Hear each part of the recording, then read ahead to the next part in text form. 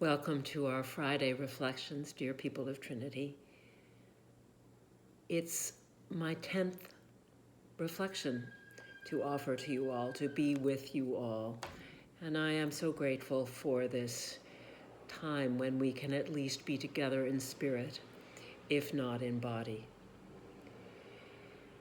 It struck me this week as I reflected on our Pentecost readings in anticipation of preaching on Sunday that if I were involved in the African form of Lectio Divina, which asks each person to identify a word or phrase in the gospel that jumps out at them, a whole lot of folks would say, Jesus breathed on them.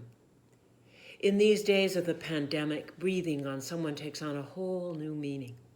Our hearts ache for the 100,000 children of God who have breathed their last breath, their bodies overwhelmed by the coronavirus. And now our hearts ache over the police killing of George Floyd, yet another black man whose last words were, "I can't breathe." The word for spirit in Hebrew is ruach, or breath. It was God's breath that hovered over the waters in the beginning of creation, God's breath that breathed life into humankind, God's breath that descended upon Jesus in the waters of baptism, God's breath that Jesus breathed into the disciples, empowering them to love and move in new ways, and so also God's breath that seeks also to breathe into us, his followers. Ruach, or breath, is a power that comes from God and goes to God, that like an invisible wind sets things in motion and sends us forth to live like Christ in the world.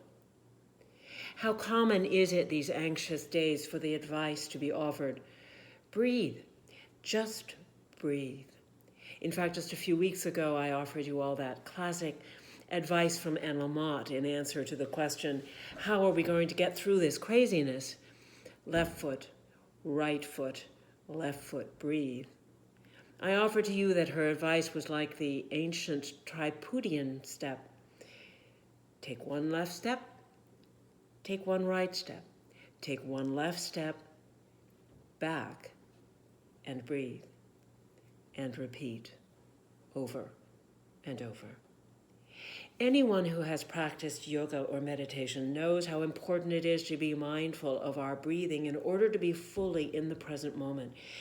But no matter how mindful I try to be, when I turn my attention actually to my breath, I am always struck by how shallow my breathing has been, as if I am living in a persistent state of fear or panic. Recently, as I stood with my newborn granddaughter sound asleep in my arms and gazed at her, I realized how much I needed and how much I could breathe more deeply, in and out, as I gently rocked her back and forth and breathed deeply, in and out. And as I did that, I became so much more fully present, so much more calm, so much more alive.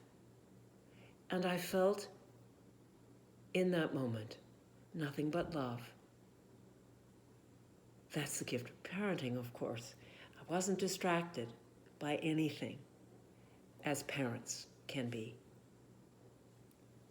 The only thing present, the only thing that I was alive to was love. I believe that Pentecost, the coming of the Spirit, of the breath of God, is probably best expressed and experienced, if it isn't for the granddaughter, through the arts, through dance and song and music. So I want to offer you this gift of the Spirit, the prayers of the people from the Pentecost Mass, written and performed by Marcus Hamann, Becca Stevens' incredibly talented husband. I invite you to just close your eyes and listen.